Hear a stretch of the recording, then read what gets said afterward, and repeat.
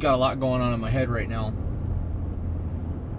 Slept like shit last night, so I'm a little tired, a little grumpy. But now that I'm back in a normal gym, I've been seeing some things that I wanted to rant about, some other things that I wanted to touch on in day-to-day life. So I guess the first thing I'd like to talk about is the gym. We have guys in the gym every day that I see in there that think it's arm day or chest day.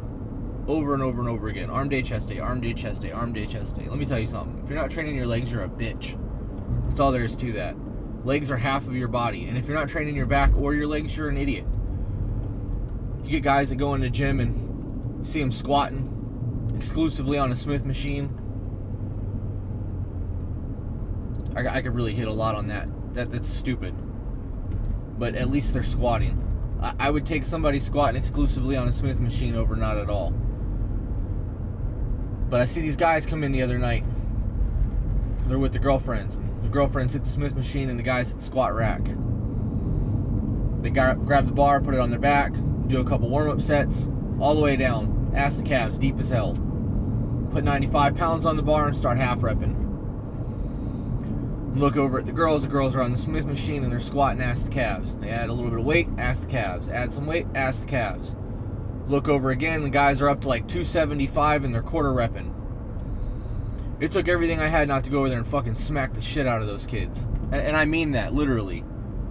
You're at a gym trying to fucking get big or exercise or get fit or whatever the fuck it is that you're trying to do.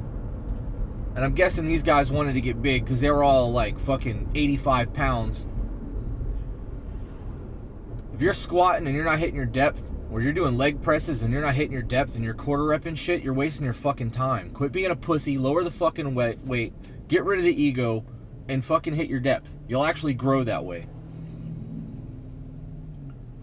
You know, you get people that come in and do the same thing on the bench press. They bring the bar halfway down, push it back up, and act like they did something.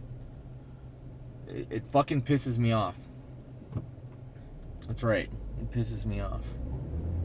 I've told you I was grumpy. It's just the way it is. You get these people that come in, I see it all the time also, who's got a new piece of paper with a new training regimen on it, like every week. Never doing the same thing. They never give it enough time to actually get results from a training program to find out what works for them. They do it with their diet too. If you fucking give somebody to get you a diet routine, or you find the shit off the internet, give it 6 weeks. How are you gonna know if something works if you give it a week and fucking quit? Speaking of diet plans, if you claim to be a nutritionalist and you're pulling your fucking shit off the internet and giving it to your clients, you're a fucking cunt.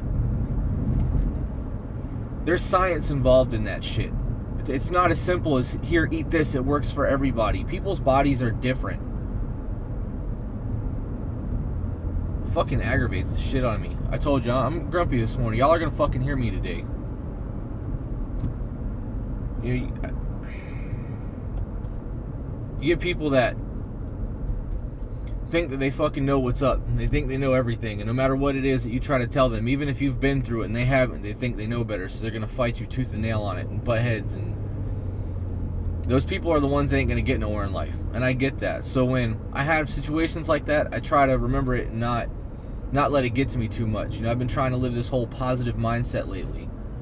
For the most part, I've been doing pretty good about it. I haven't had any, clients leave the tattoo shop crying because I was a dick to them. I haven't gotten anyone's face. I haven't screamed. I haven't cursed at anybody lately. I've been doing pretty good about keeping my cool, staying positive. But everybody comes to a boiling point.